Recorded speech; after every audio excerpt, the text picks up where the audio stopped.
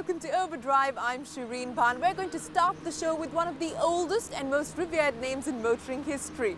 Rolls-Royce has had a long and rewarding relationship with India that dates back to the pre-independence days when it was the car of choice for the Maharajas. But this was also one of the few luxury brands that made a comeback into India way back in 2005.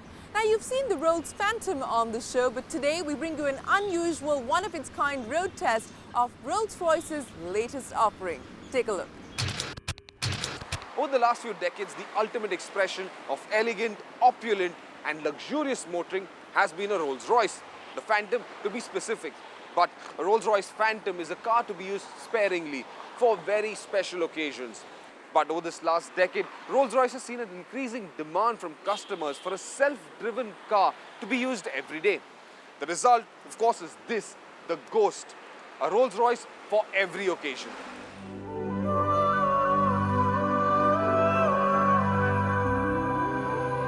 They say it's the baby Rolls, but at 17 feet, the Ghost is a gigantic automobile with a very large footprint by any standards. And Rolls-Royce is all about standard. When we first read that the Ghost was based on the 7 Series platform, it felt wrong. But on further reflection, it did make some sense. If you were going to make a more driver-focused Rolls-Royce, the most logical starting point is Munich. After all, the 7 Series is the most dynamic luxury sedan there is. Despite the Ghost being the smallest Rolls-Royce ever built, this still is a fairly large car. However, it is a very dynamic and contemporary car, and dare I say it, a very handsome looking car. But there are still a lot of the traditional Rolls-Royce design cues, such as this, the suicide doors. Chief designer Ian Cameron produced a shape that is immediately recognizable as a Rolls-Royce, even though the Ghost has a sleeker version of the traditional Rolls grille.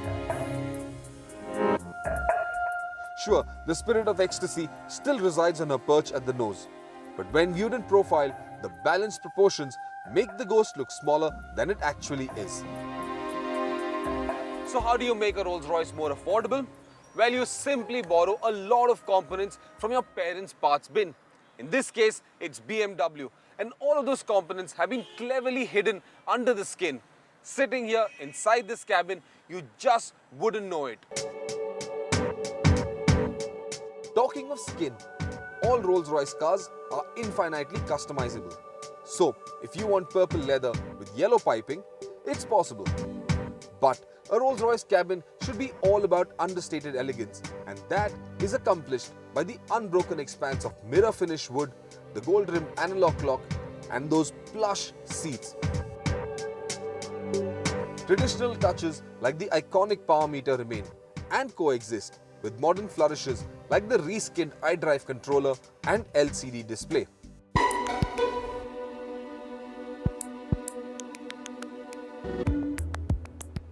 Having settled down at the back, when I was checking out the interior, I stayed there for the first part of our morning drive through the streets of Mumbai. And while I enjoyed the experience of being chauffeur-driven in a Rolls-Royce, I was also examining another important aspect of the new Ghost. Now, the legendary Rolls-Royce ride quality is still very intact in the Ghost. So how do they do it? Well, it's all thanks to a very state-of-the-art electronic system. For instance, the Ghost will recognize on which side of the car a passenger is seated, and then, depending on the weight of the passenger or the condition of the road, will either firm up or soften the suspension. Now that's brilliant. Like some of the other parts, the big V12 engine in the Ghost has been sourced from the BMW 7 Series, the 760i to be precise. Here, the 6-litre twin-turbo power plant has been bored out to 6.6 litres and produces 570 PS of power, 780 Nm of torque, and is mated to an 8-speed automatic transmission. And while the torque is massive in itself, what makes the Rolls-Royce experience so special is that the torque is available from just 1500 RPM, making for truly effortless motoring. So what is the Ghost like to drive?